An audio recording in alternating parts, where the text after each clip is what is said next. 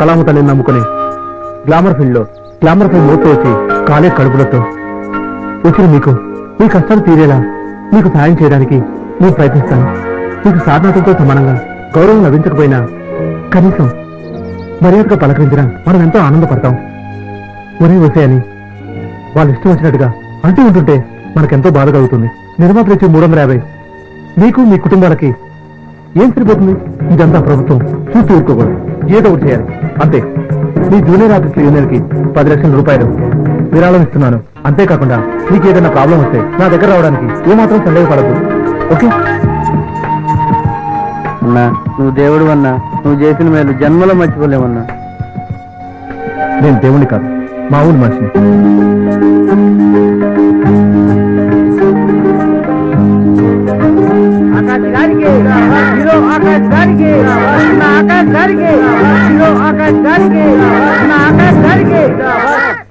Director అయ్యా వరకు చాలు కానీ టేక్ చేయవయ్యా. గుడ్లు పొలానికి పోయేలా అయింది కానీ ఒకసారి రిహార్సల్స్ చేస్తే మంచిదేమోనని. ఎందుకు మరి రిహార్సల్స్ కూర్చొని చెప్పేమో అక్కడ డబ్బింగ్ లో చూసుకోవచ్చు అంతేనంటారా? మరి సరే, ఇదిగో నేను ఖర్చు చెప్పేంత వరకు 1 నుంచి 50 దాకా అంచెలు చదువు.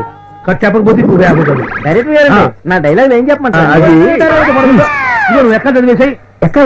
నువ్వేమో ఏబిసిడీలు చదువు. నువ్వేమో కబడ్డీ కబడ్డీ కబడ్డీ కబడ్డీ తొడగొట్టకు, చచ్చిపోతారు. రెడీయా? రెండు రెండు రెండు 4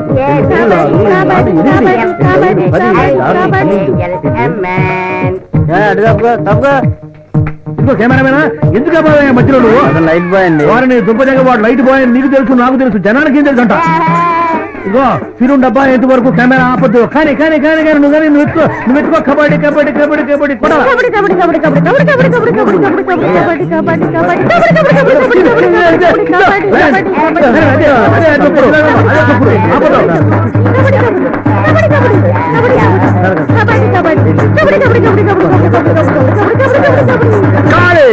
మన సినిమాల్లో యాక్టింగ్ ఇంత సులువుగా ఉంటుందో నాకు తెలియదు. లేకపోతే చిన్నప్పుడే వచ్చేసి సూపర్ స్టారా మెగాస్టారా? మెగాస్టార్ చిరంజీవినే డామినేట్ చేసేది. నాకు ఇప్పుడు భలే ఆనందంగా ఉంది. మనందరం కలిసి నెల కనీసం 4 సినిమాల్లో నటించాలా. ఇంకో ప్రొడ్యూసర్ గారు, నాకు తెలియక అడుగుతాను, సినిమా మొదలైనప్పటి నుంచి యాక్షన్ నువ్వే చెప్పిస్తున్నావు, కట్టు నువ్వే చెప్పిస్తున్నావు, ఇక డైరెక్టర్ గా నేనెందుకయ్యా? సినిమాకి డైరెక్టర్ గా నీ పేరు ఇస్తాను. స్టార్ట్ కట్టు వచ్చే పిక్చర్లు చూసుకున్నారు, సరేనా? అబ్బో, ఇలాంటి సౌకర్యం కూడా ఒకటి ఉందా?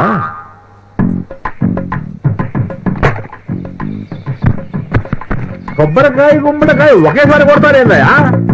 పొద్దున కొబ్బరికాయ కొట్టడం మర్చిపోయావులే.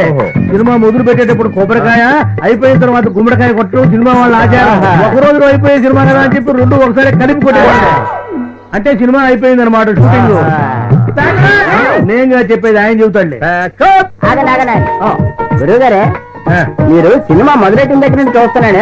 సిగరెట్ పేల్చడమే కనిపిస్తుంది కానీ పొగరావడం కనపడుతుంది. వీడి మామూలు మీరు హోటల్ రెస్ట్ తీసుకోండి. వారం రోజుల్లో ఫస్ట్ కాపీ వచ్చింది.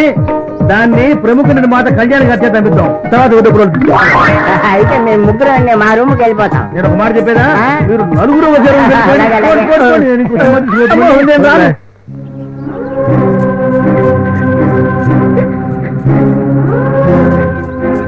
సత్యం గారు, నా ఫ్యూచర్ తలుచుకుంటే నా మీద నాకే జాలేస్తుంది.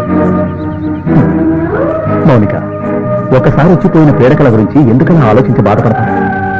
కాయలున్న చెట్టుకే రాళ్ళదెవ్వాలి. టేక్ ఇట్ ఈజీ, మేమంతా మీకోసం ఉన్నాం. అనుకున్న లక్ష్యం చేరుతానన్న నమ్మకం లేదు.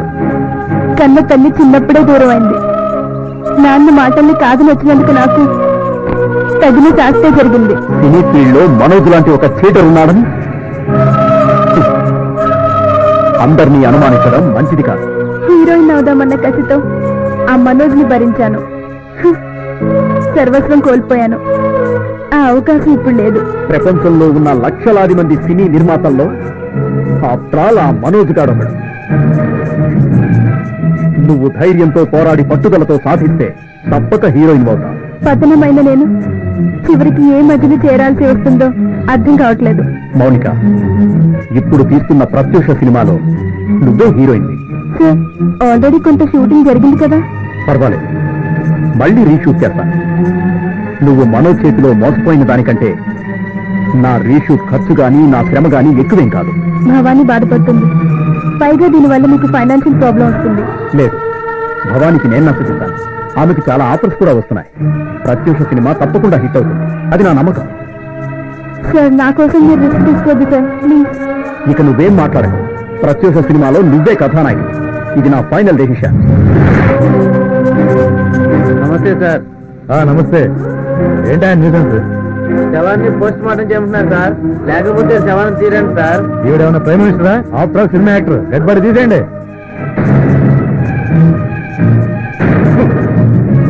ఒక వర్ధమాన నటికి న్యాయం చెయ్యమని అందరూ పోరాటం చేస్తుంటే ఆఫ్టర్ ఆల్ యూసెన్స్ అని మాట్లాడతావా?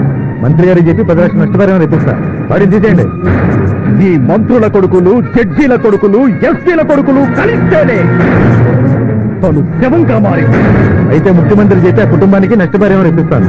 రాముకు వెన్నుపోటు పొడిచి, ప్రజలకు పన్నుపోటు పొడిచి, దున్నపోతులా ఈ రాష్ట్రాన్ని పరిపాలిస్తున్నా మీ ముఖ్యమంత్రి న్యాయం చేస్తాడన్న నమ్మకం మాకు లేదు. చాలా బాగా చేస్తాం మౌనిక. Thank you sir. నీకు మంచి భవిష్యత్తు ఉంది. Congrats Mounika. Thank you sir.